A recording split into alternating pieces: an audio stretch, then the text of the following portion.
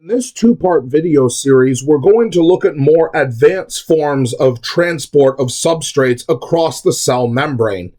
This video will focus specifically on a phenomenon called cotransport, in which multiple membrane transport proteins work in tandem with each other, usually to import some sort of substrate into the cell. In this case, we're going to be looking at a sucrose transporter that enables this disaccharide to enter the cell.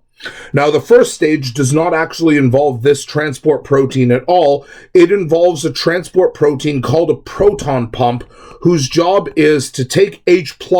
that exists within the cell and pump it outside of the cell. And remember, by H+, we're almost always referring to H3O+, as it were. Now, this has a number of advantages because one obvious reason why a cell does not want a large amount of H3O+ inside of it is because it's a threat to transport proteins as well as enzymes and any other protein structure, because acid can cause denaturation.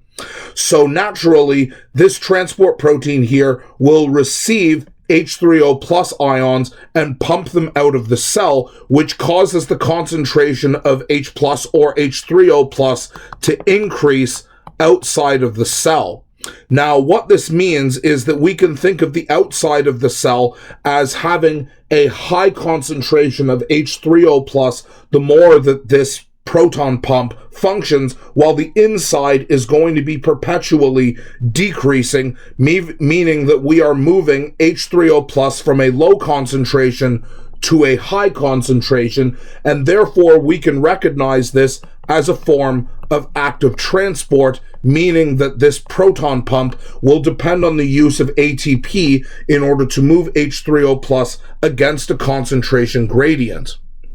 Now, this has an added advantage of meaning that the substrate concentration, notice that we're referring to the concentration of substrates in general rather than referring to a specific substance here. Now, normally, sucrose concentrations outside of the cell would be expectedly lower, because cells will constantly want to import a disaccharide like this into the cell in order to break it down to produce energy. Now, this means that we cannot use a form of facilitated diffusion to get sucrose in on its own because of its lower concentration compared to the inside of a cell. However, by using the proton pump here and making sure that we have a large amount of H3O+ that exists outside of the cell, the overall substrate concentration has increased significantly outside of the cell, which means that most solutes, regardless of the type of solute, will naturally diffuse into the cell, and this is how we can take advantage of this cotransport system here.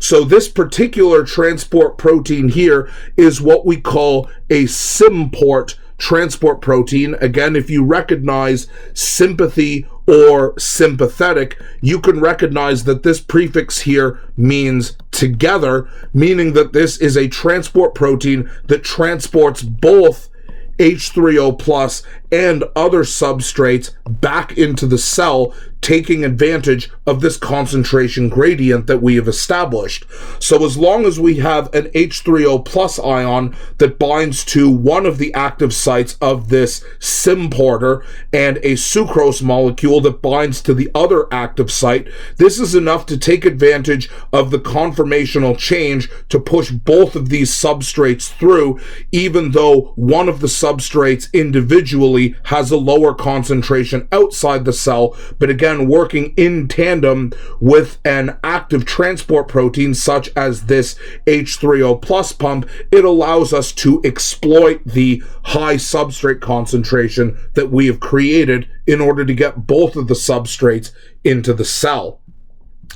Now, another form of cotransport is using a protein that we call an antiport transport protein. And again, whenever you see the prefix anti, it means opposite, which implies that we're going to be moving one substrate into the cell while another substrate is going to be moved out. And arguably the most famous form of antiport transport protein is what we call an Na plus K plus pump, or more colloquially called a sodium-potassium ion pump.